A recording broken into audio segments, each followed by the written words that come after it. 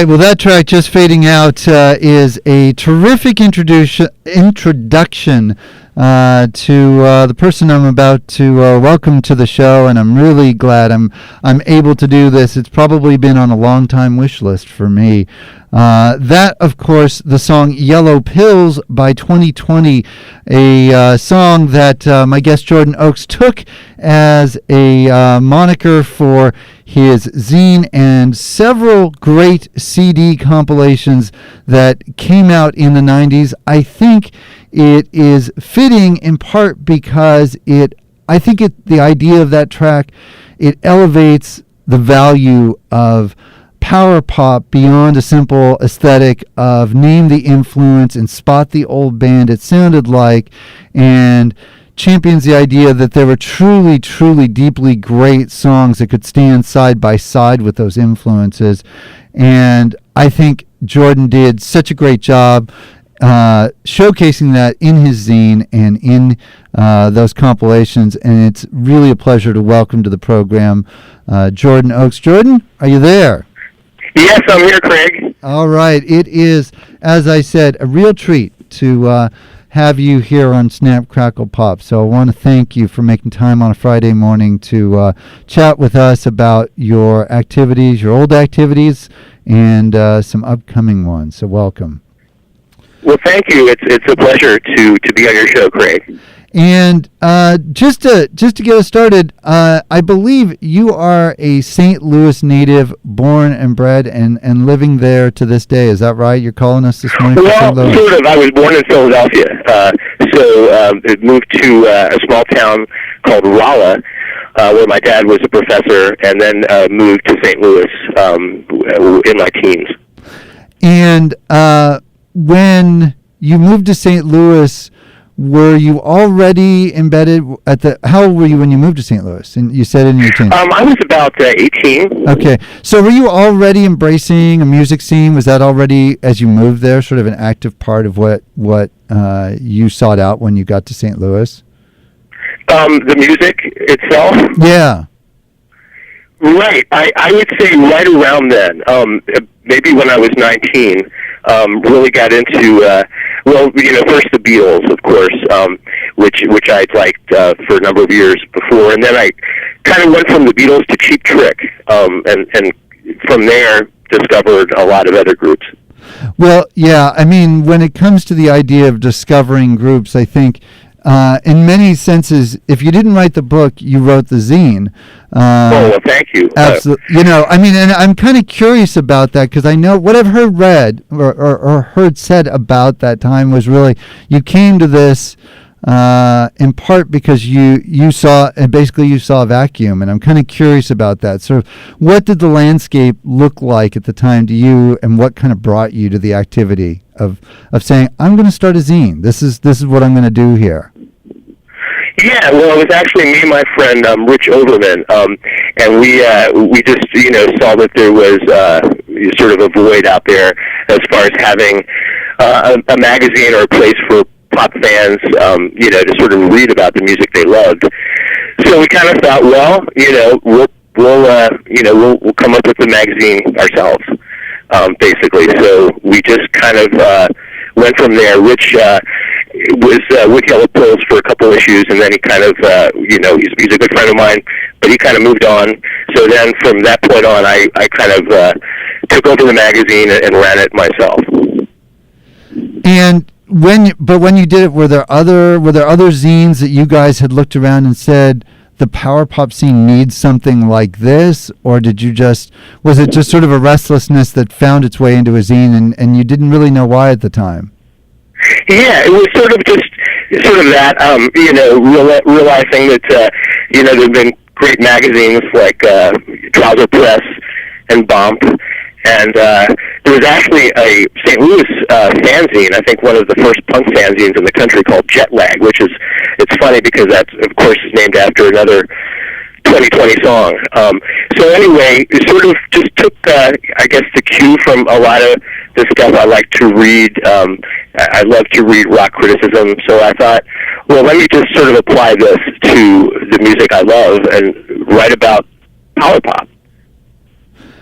And you've done that, to my mind, incredibly well. I mean, both the writing and I think the level, compared to many compilations that have come out around power pop, I think some power pop compilations try to highlight what would be considered kind of the classic sound of power pop, with, I think, players that we're all familiar with. At this point, 2020 would actually be included in that group, but certainly Badfinger, Cheap Trick, some of the bands that you mentioned, and I think a lot of the compilations that came out were often showcasing or trying to establish sort of a classic, almost canon of power pop that many folks have agreed on. But the Yellow Pills compilations and the zine always felt like they were trying to maintain an aesthetic level of quality, and yet dig deeper than that. And I don't know if that was a conscious goal, if you just... I just have wondered about that over the years, because it always felt like your choices were more, again, not to overuse the word, they were more restless than I think some of those other compilations I was mentioning.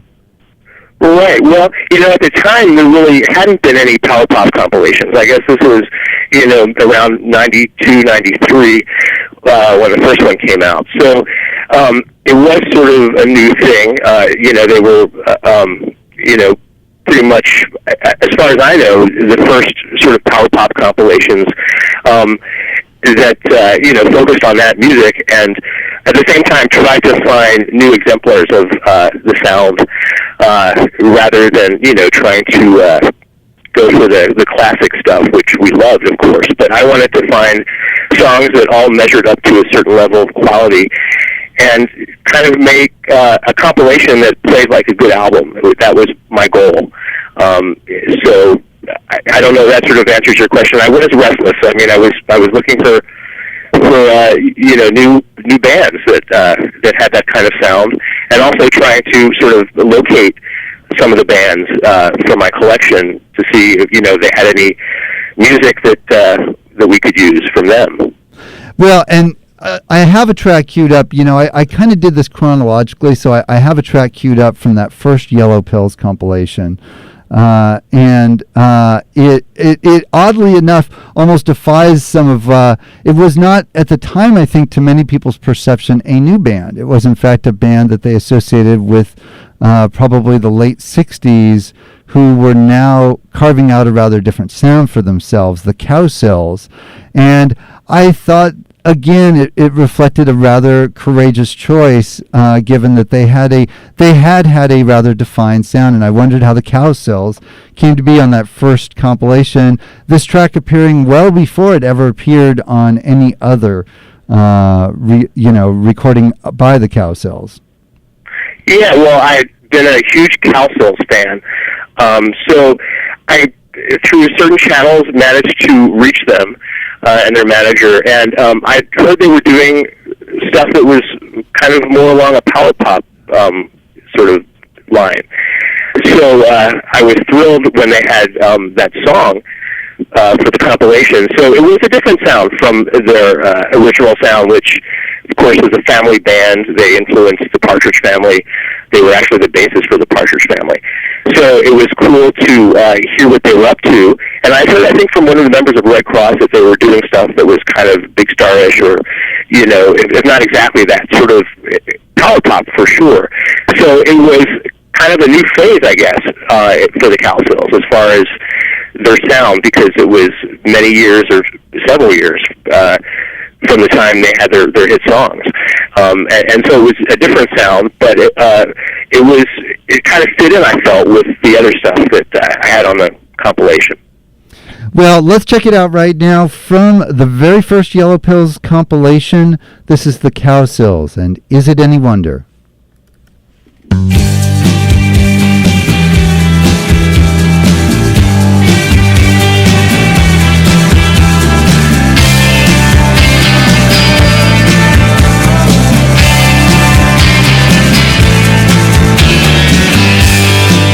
As she looked my way, all I wanted to do was play their own love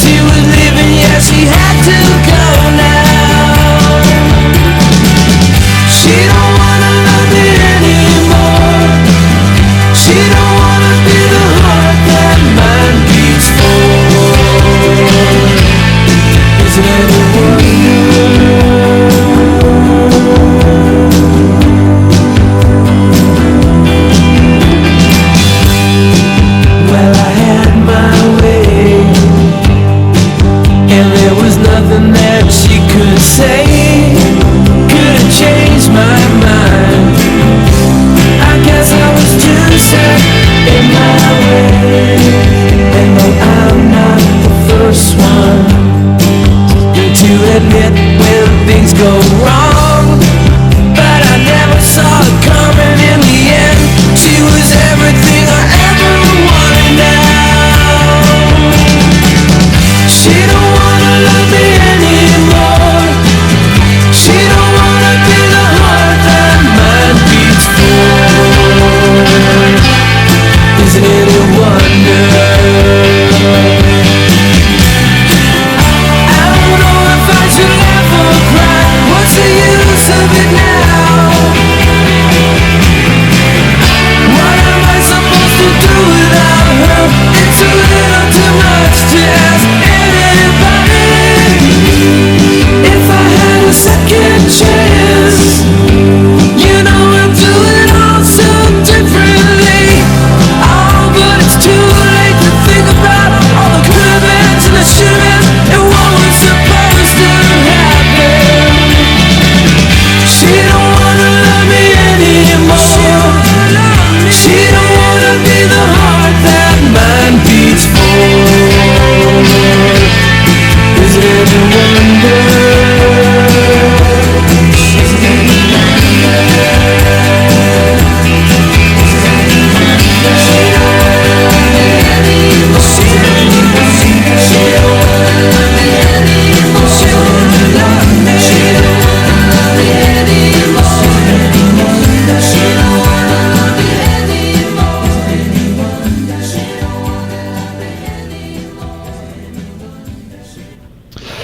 All right, welcome back. You're tuned to KWVA Eugene 88.1 FM. If you're just joining me, my guest on the program this morning is none other than Jordan Oakes, and the man who was behind a great series, a great zine in the 90s called Yellow Pills, and then a great series of compilations that came out on Big Deal Records, a label that tended to champion a lot of power pop bands as well.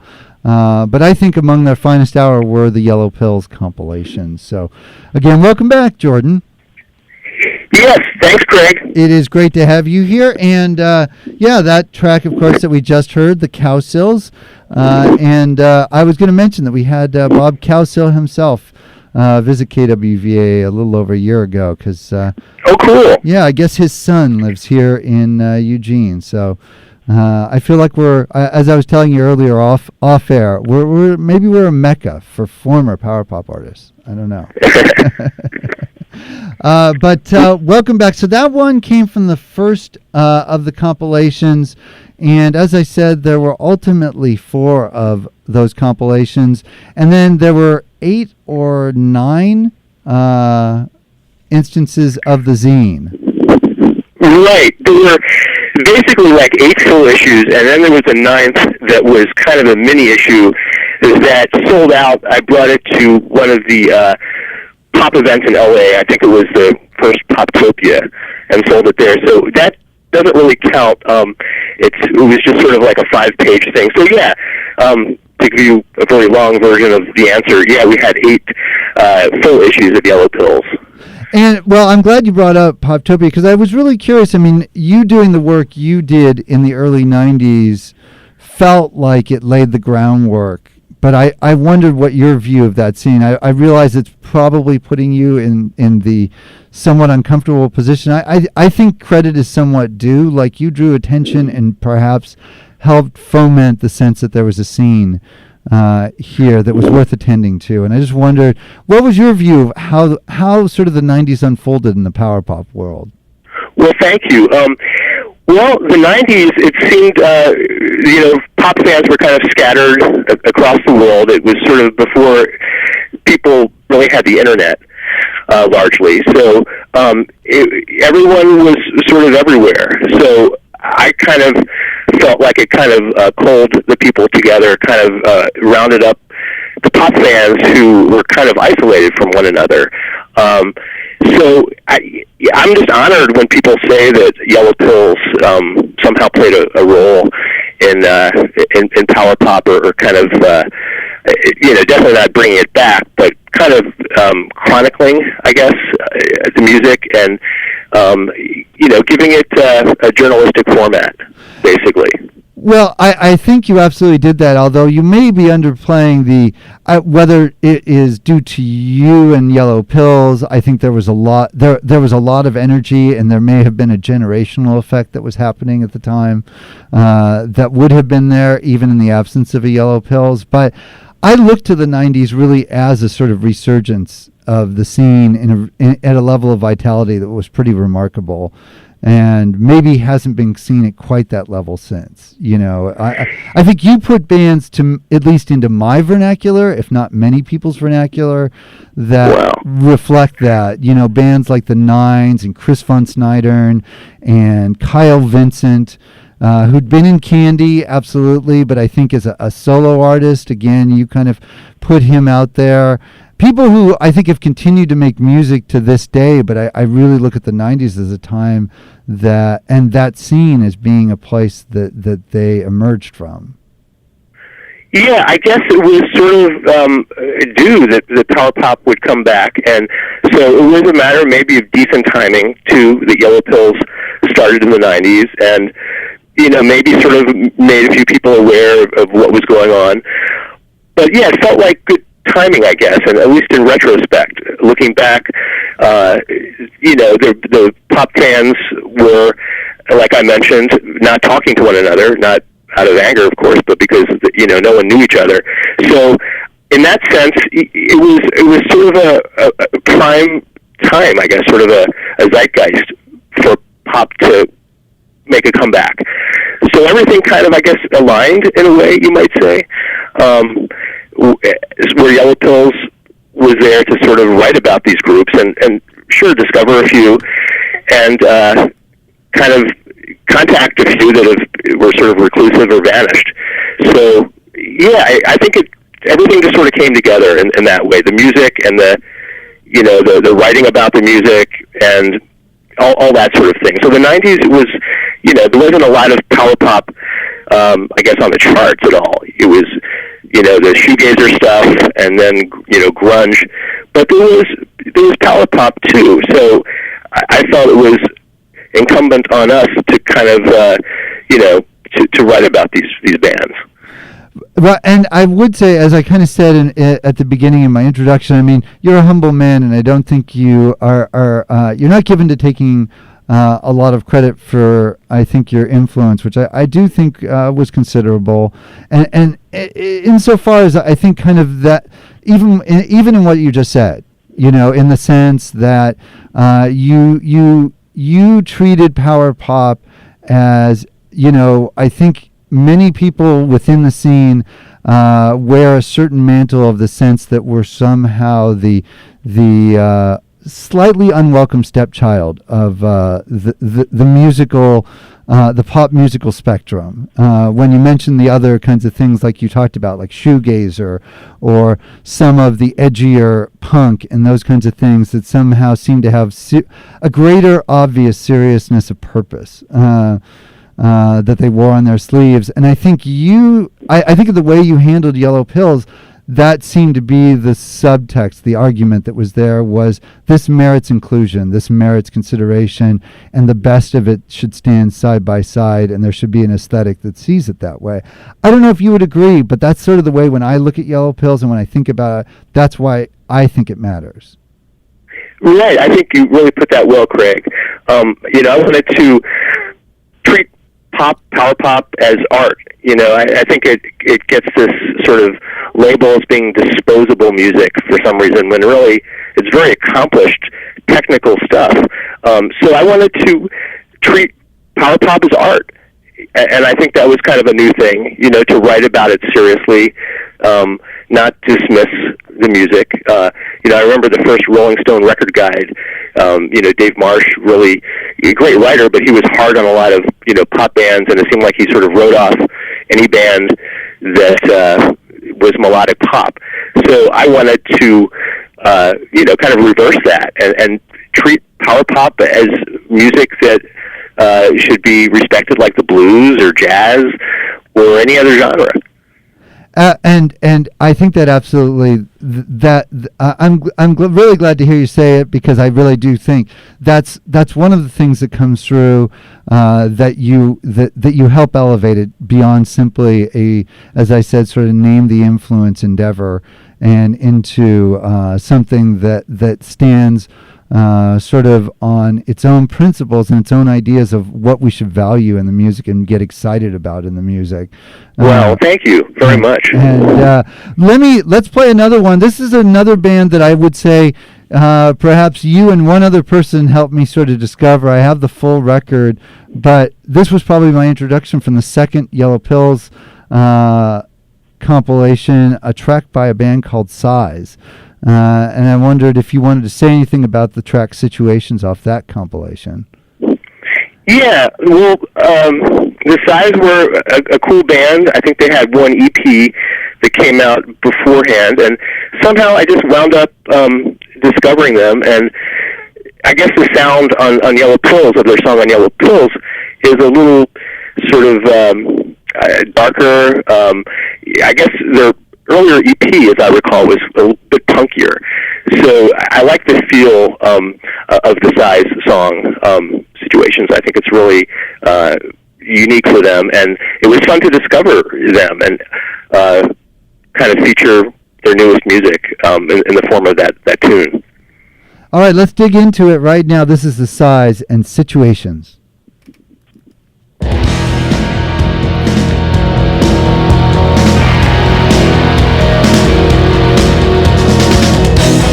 Tell me that you can't deny all the creative people in your mind.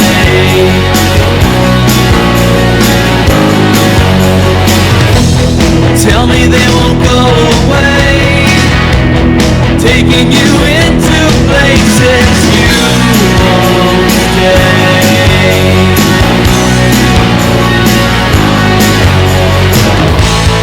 Nobody hears a word that you don't want to hear. Situations no longer in your hands. Situations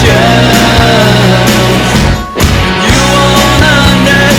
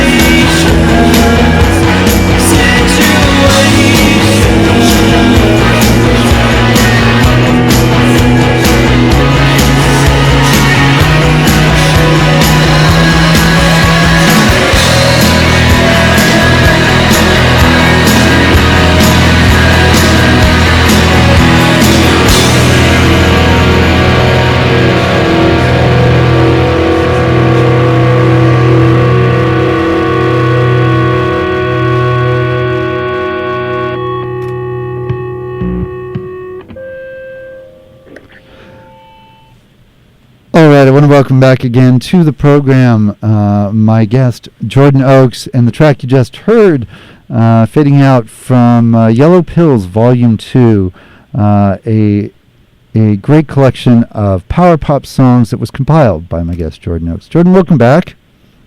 Thanks, Craig. And, well, maybe we can kind of continue into the latter part of the sort of Yellow Pills years. We've heard from Volumes 1 and 2. And we'll see if we have time for both tracks from 3 and 4, but they kind of continued into sort of the latter half of the 90s. I think the last volume came out in 97, is that right? Right, I should have these facts right off, the top of my head, but I think it may have been a bit earlier. The last one, I think, came out right in the mid-90s, as I recall. Was it Obviously I should have that sort of recorded in my brain, but it's been so long. Well, in my mind, I'll just tell you, we can check each other's dates later when we're not on phone. We don't have to have a thumb war about this, but right. I will say that iTunes apparently calls that record from the last volume, Volume 4, is 97 too. And in my mind, I was thinking it's 97. So we'll have to figure it out. But somewhere in the mid to late 90s, that came to an end. Now, did it come to an end more because I know Big Deal started to sort of wrap up? Really, I think it continued as a label for a little while, but it really wasn't focused on power pop at the end, or right. Well, Big Deal kind of was new. Around the time they contacted me. Yellow Pills was sold in a fanzine store in New York called See Here, and somehow Dean Brownrout from Big Deal came across the magazine in that fanzine store in New York and contacted me. So that's how it began. And yeah, I guess the magazine kind of stopped somewhere, midway while the CDs were coming out. So I guess, right, the fact that we did 4, there were 4 Yellow Pill CDs is pretty cool. And I guess it sort of ran its course as far as Big Deal goes. They discovered, or they were able to sign some of the bands that I found for the Yellow Pills compilations, which was cool. The band Enough's Enough, they did a reissue, I think, of an early unreleased record by them. So, I'm not even sure if I'm answering your question, Craig, but that's kind of my meandering response as far as, talking about Big Deal and, Yellow Pills and how it kind of wrapped up. Right. And then was there, in the intervening time, it seems to me, let's put it this way, I'm not alone in finding those compilations to have been, I think, great sources of discovery, and just, I think it, like I've said, I think an aesthetic that made us kind of excited about this scene. And I wondered, so it's been a lot of time. I know we're going to talk a little bit later about the fact that you then put out a rather different kind of compilation in the early 2000s. But have you had the inclination or the interest to go back and do something like a Yellow Pills compilation again? Do you feel like the scene or the way people get their music has moved on? I mean, where have you been about maybe doing something like that again? Well, I think people are doing a great job. Pop bands are doing a great job of putting out records, and there are a lot of compilations. So I kind of feel like maybe Yellow Pills served its purpose as far as that goes. And we're kind of in a different era now with people getting their music online. So in a sense, the Yellow Pill CDs kind of caught, not the very end, but, sort of the CD era, which was a good time for them. So things have kind of changed. I think, like I mentioned, there are some great compilations that have come out since then, and if Yellow Pills influence any of them, that's an honor. So I think things are kind of being handled just fine without Yellow Pills at this point. And as far as going back to doing another compilation, I wouldn't be averse to it. But right now, I'm working on a book collection of all the volumes, and I find I need to sort of pour my energy into that. And if things work out, well, there is going to be sort of a download sort of part of the book with some songs, which won't be a Yellow Pills compilation, but so that's the closest I guess I've come to doing something like the compilations. Well, and actually, we were going to get there, so let's go there, which is this the new volume that you're working on right now. That my understanding is there's going to be both the old zines will be compiled, some other materials, but also there's going to be some new stuff in there. Is part of your plan? Right. It's going to have the issues 1 through 8, and then I'm writing some new stuff, and I'm kind of finishing that up now. And it's going to have some great photographs that people have never seen before. Some incredible, shots of classic bands. So I think it'll be a fun book. I'm just trying to, make it worth doing and, worth people getting. Absolutely. So, and I know you. Yeah, that's all my energy is being poured into that. Absolutely. And I know right now you are doing a crowdfunding campaign around that activity as a way of trying to see that happen, which I guess is the method of patronage for many folks who I think work in the area of pop and power pop these days. Is right? Yeah, one more person with a crowdfunding campaign, but it just seemed like the best way to handle it, as far as getting some upfront funds to make it, and it also kind of draws attention to it, I think, and that's another reason that people are doing these, because it kind of announces these projects. Absolutely. So that's sort of what I'm aiming for. And I believe, if I'm not wrong, that it is out on.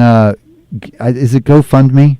Is that the website that you sent me? Yeah, it's GoFundMe. There are a few different ones that do this, but I'm doing it on GoFundMe. Yeah, and I think because I tried this out earlier this morning just to test drive my approach, that if people are curious, and it will give them more information about the project too, if they're just curious to see a little bit more about the project, they can Google Yellow Pills and GoFundMe, and I think it is the first thing that will come up. Right. Yes. Is that. Or they can find me on Facebook on my stream, or my news feed, or my timeline. Yeah, I know. There's a link. It's sort of, you have to kind of scroll back a bit. But I'm probably going to kind of do it again, but I don't want to hit people over the head with it, so I just want to periodically, put the GoFundMe link on. Yeah, although I'm not here to help you craft a marketing plan per se. I feel like it's outside my skill set. I think maybe a page itself on Facebook that was about the Yellow Pills book, and bands could be posting up links of songs that you've showcased and featured in some of those Yellow Pills. You might even drop an excerpt. I don't know. I'm just thinking that way it's not on your own personal webpage and you have to feel like you're abusing your friendships. Right. I'm open to ideas. I'm not one of these kind of guys that share this everywhere. More power to people who do that. I know. So I'm sure there are different ways I can approach this. Yeah. But I just kind of wanted to start out kind of relatively slow and just kind of announce it and absolutely kind of take it from there. Absolutely. No, and I got to tell you, I for one am super eager to see kind of what happens next. Hey, I have another track. I'm looking at the clock, and I'm knowing it's going to run out on us before we get all the good conversation we could have done. And I want to play this next one from that last edition of Yellow Pills. It's one by David Graham. Who is another guy who, between you and Alan Haber, I think introduced me to David Graham's work. Right. Yeah. And do you want to go on and tell us a little bit about how David Graham came to be on that final installment of Yellow Pills? Yeah. I think I was talking to a drummer in the band The Rock Club. His name was Glenn. I forget his last name, and he told me about this guy that did these demos that sounded like Emmett Rhodes, but it was sort of hard to get him to play that music for you or something. And I kind of made it my challenge to track him down. And he sent me a lot of sort of generic stuff that he did first for some reason. So I guess I sort of had to prove myself. And then finally I got some really good stuff. David Graham sent me some of the demos that he did. And so the track that I guess you're about to play, or that you at least mentioned, was sort of a demo that kind of McCartney-ish. You know, after all, he was in Beatlemania in one of the casts playing McCartney, so that makes sense. So yeah, there's a bit of background there. Yeah, no, it completely makes sense. When I queued it up last night, it hit me again. I felt the Emmett Rhodes thing all over it. So I'm glad you pressed him for it. Let's check it out right now. This is David Graham and I Love You Better off Yellow Pills, Volume 4.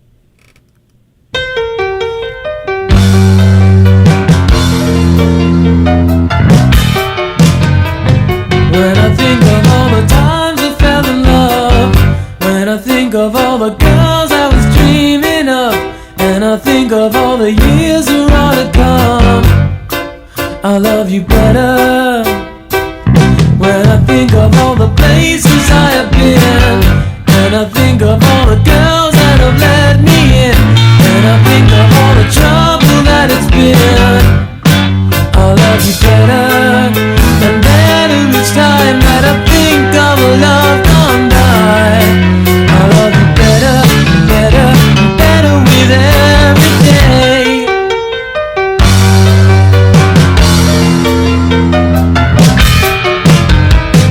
When I think of all the time we have to live, and I think of all the love that there is to give, and I think of all the times it should have been, I love you better.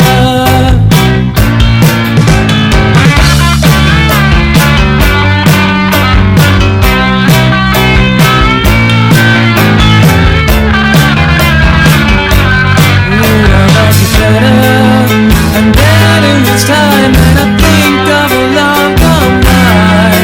I love you better, better, better with every day. With a look in her eyes, just one look in her eyes, you can tell that she's mine, and a fool I'd be if I ever thought otherwise.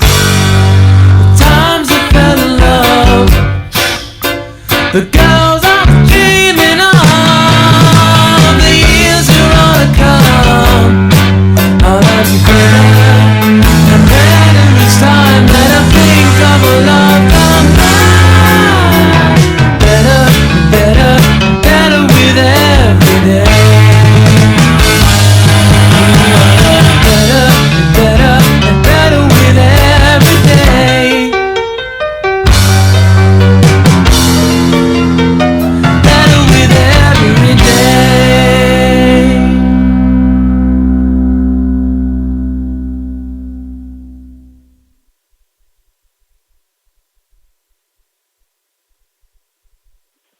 All right, if you're just joining us, my guest again has been Jordan Oakes, the man behind the old Yellow Pills compilations, the Yellow Pills zine, and hey, you know, we talked about it as the Yellow Pills book, Jordan. Does it have a name yet? Does it have a working title, I guess is what they call it? The book is, at this point, it's called the Yellow Pills book, which I know it's such an obscure, name there, Yeah. but at least that's what I plan to call it, and I think it kind of makes sense. Yeah, no, I think it's going to completely work for you. So you'll get no argument from this corner. I want to showcase before we head out, and there's going to be another DJ in here in a few minutes. So we really are, as much as I'd very much love to continue this conversation for another half hour, we got to make space for some other folks. First of all, I want to thank you for taking time on a Friday morning and talking to us about your projects, old and new. Wow, my pleasure, Craig. Thanks so much for inviting me. And as I said to you off air, I do want to say I think your shadow has loomed large over what led me to want to do a show like this some 17, 18 years ago. And wow. So it has honestly, truly, it's an honor to have you here in the studio. And we're really excited for your upcoming projects. When that book gets a little bit closer, I hope we get a chance to maybe check in and talk a little bit more about it specifically when it comes out. Because Great, thank you. We'll be Thank you so much. eagerly waiting. So you put out this one other wonderful compilation in the early 2000s, and it was kind of a very different slice to my mind because it actually set its sights pretty clearly on what most people would consider the more classic era of power pop, as opposed to more modern, as the original Yellow Pills compilations did in the 90s. They focused on mostly bands of that era, and with a few interesting other things thrown in. But here you focus solely on classic power pop, and I wondered if you wanted to talk a little bit about putting that one together. The pre-fill? Yellow Pills compilation? pre-fill. Yep, that's the one. Yellow Yeah, Pills pre-fill. well, I'm proud of it. I mean, that was one where I went through my 45s and found what I could in terms of addresses for these people, of course, ancient addresses, and just sort of went back and tried to find them. And so that, yeah, you're right. Instead of new bands, this was kind of trying to dig into the archives, into the past, and find a lot of bands that I felt did some great stuff that just didn't get an audience somehow. So I thought it was sort of my opportunity to introduce people to that. Unfortunately, that compilation's out of print, but I think that it has some good stuff on it, and you might be able to find it used somewhere. It came out again, unfortunately, without my name on it, but under a different title. And I don't even know the status of that. But I'm very proud of that, and I worked about a year on that, and just trying to dig up, like I said, bands that people maybe hadn't heard of, or bands like the Speedies and the Colors, and these are bands from New York that really were unheard of. That whole scene, people don't talk about at all. So I felt like, wow, here's my chance to, kind of, show people this great stuff that they haven't heard before. Expose them to it, and that was great. And I think you did that. You did it incredibly successfully. I think I'm gonna leave us off here. I think with the lead-off track to your compilation, which I think you were telling me off air. You sequenced this, of course, as well. So this lead-off track just hits like a wallop because you've never heard it before, and it's so immediately fantastic. It is just a really cool song from Luxury called Green Hearts. You want to tell us something? We got maybe at most a minute for you to tell us something about Green Hearts. Yeah, well, Luxury is a band. I found their EP, and years ago in the 80s, and I just thought they were talented. They had a really unique approach to pop. So that was one where I found the 45, and you found the songwriter, Rick Swan, in Iowa. He was still there. So that was my chance to tell people and show them what a great band Luxury was. And they still remain very obscure. I hear they weren't that great live, but Green Hearts is a great power pop song, and I like the way they put their own spin on it. Those are the best pop bands for me that kind of have sort of add to it somehow. And to me, Luxury, and again, this dates way back to the early 80s. They had their own approach, which I think is highly unique. I think it is. It absolutely is. I want to thank you again. Jordan Oakes has been my guest on this week's Snap, Crackle, Pop. As I said, he's working on a brand new book. You can search for it, looking for the words GoFundMe and Yellow Pills. And Jordan, thank you. And let's leave us this week's edition of Snap, Crackle, Pop with Green Hearts from Luxury. Thank you. Thanks, Jordan.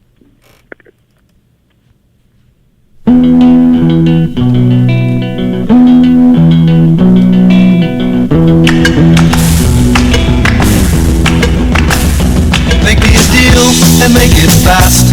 I gotta know if our love will last. Make me a deal. The answer's given, max are clear and strong. Love will last, but it won't last long. What is a deal? And I can't believe what it does to me. Won't the green hearts leave us alone?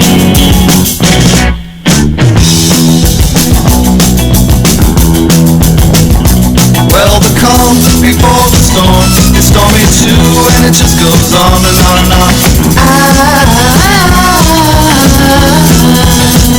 It lasts so long, it's sad and true. It puts the pressure of a heart on you.